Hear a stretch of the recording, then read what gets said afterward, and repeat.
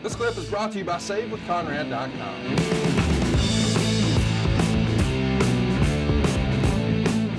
It's a little confusing because after this match, they announced that Mankind is the new #1 contender for the WWF Championship. Now, I understand that a little bit based on the history, especially from 1996, with the whole saga that Undertaker had with Mankind. But to go from challenging for a tag title to the very next night, we're the #1 contender. And the reason we did it is because we've got Revenge of the Taker. And so Revenge of the Taker, you would think it's a in your house named after your new world champion, The Undertaker. But Steve Austin and Bret Hart go on last, not Taker and Mankind. Did Vince at this point see Taker as an attraction who still, even though he was the champ, didn't really need the belt, but perhaps Steve Austin and Bret Hart needed that main event spot? Well, I think what he saw was we knew what we had with Bret. Bret was gold plated. Austin continued to evolve. This is more about Austin in that booking you're referring to, Conrad, than it is about Anybody feelings about Undertaker. Had he lost this? You know, I don't know. I don't think he'd make a guy your champion if you think he's lost a significant sizzle and the pop in the ring. But I think this is a more Austin-oriented decision than anything else. It doesn't make sense that you're going to have your #1 contender get counted out in a tag match. I know it's been done, but it's not the most advantageous thing for Taker. Why wouldn't you want Mick to get a win in this match by hook or crook and then set him up to have some momentum going into his next outings with the champion, The Undertaker? To me, that makes a lot more sense than having a benign Geneva, Switzerland type finish. Just didn't work. But I think that's the Bret. And look, we knew what we were going to get with Bret and Steve. It was going to be like a coming out party for Austin. Yeah. And Bret was the guy that could make that happen. And he did, for God's sakes. And Austin did the job. And Bret wins the match, and the launch is on for Stone Cold. He's a made man at that point. So I don't know. I think that Mick should have probably, in the #1 contender scenario that you're referring to, I think I would have had Mick go over in that tag match to set him up better with better momentum and better, just better prepared to wrestle the champion.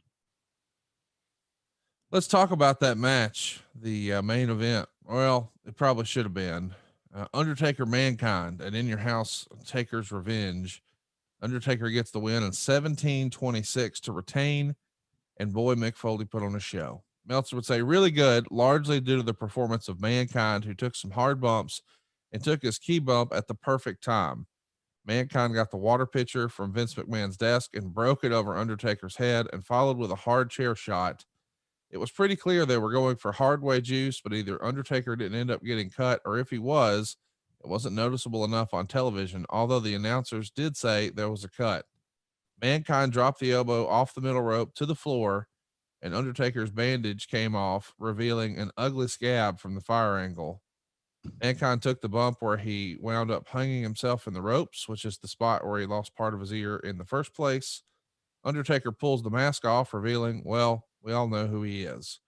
But then they're using ring steps and an incredible header bump through the Spanish announce table, a big choke slam, a tombstone. They're pulling out all the spots here, and it looks like they're trying to. Well, let me just read the write up here. It appeared the idea was for Mankind to throw fire at Undertaker, who would pull Paul Bearer in the way, and he'd get burned. They set the spot up twice, but both times Mankind's lighter didn't work and they blew the spot. At this point, it was all impromptu time as Undertaker made a comeback and got the lighter and the flash paper and wound up throwing the fire in Bearer's face. 3 3/4 stars. So a home run effort and performance by Mick Foley, and then the damn gaga afterwards is what people are going to be talking about. Of course, the aftermath and the violence, the uniqueness of it. Mick and Taker had great chemistry. They had great respect for each other. I think they still do, obviously. You know, I got home last night, as I mentioned earlier, actually this morning, and I guess I needed more wrestling. That's sick, as we said earlier. I need intervention. But Taker has been such a vital part of so many careers, and that happens when you're great and you're in main event scenarios and you got tenure. Taker's tenure. He's had a lot of opportunities to make people, and he's every time out he's done it the best he could, and makes people better than they actually are. So I love their chemistry, and you know, it was awful hard. I heard Taker on that biography say, you know, that the Hell in the Cells were much talked about, but nothing more talked about than the one in 1998 in Pittsburgh when Taker got dumped Mick off the top of the cell. And I often look at that in amazement, because it's hard to believe that Lawler and I were sitting so close to Mick's crash area. Right. You could reach out and touch him. So this funny little things that pop out, you know, we're that close, and hearing the Mick's body strike that table. And then I used to kid about, and the concrete floor broke his fall. So that's but that's Mick, man. He's courageous. He's fearless. But Taker brought the best out in him, and stamped Mick as a main event guy. And that was invaluable to Foley's career going forward. His interactions in the early days of his characters with Undertaker. I feel strongly that saving money is important. You know, if it's not something we worry about now, boy, we are really going to worry about it later.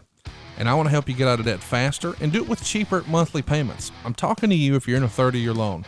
Now is the time to take years off of your loan. We're routinely helping our listeners cut 5, 10, even 15 years off their loan. And you can do this without perfect credit, with no money out of pocket. You've just got to start at savewithconrad.com. Let's pick up where we left off. Mini Mankind shows up with other minis like Vader and Masquerita Sagrada. What do you think of Mini Mankind, Jim?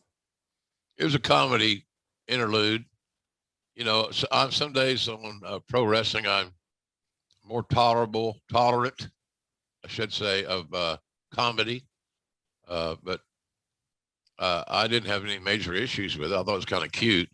It was an homage to Mick. And so anytime that can be facilitated, it's probably a good deal. So no issues with me with it. It's just, you know, you don't want a steady diet of it, but sporadic use, timely use, no problem whatsoever. I loved it. I thought it was a fun deal, and we started to see them a lot around the Royal Rumble. Hey, it's Conrad Thompson. Thanks for checking out the podcast here on YouTube. Be sure to hit the subscribe button and the notifications bell so you get a notice anytime we upload some new content. And go save yourself some money right now. If you're in a 30-year loan or you have credit card debt, it's not a matter of if I can save you money. It's a matter of how much. Find out right now for free at savewithconrad.com.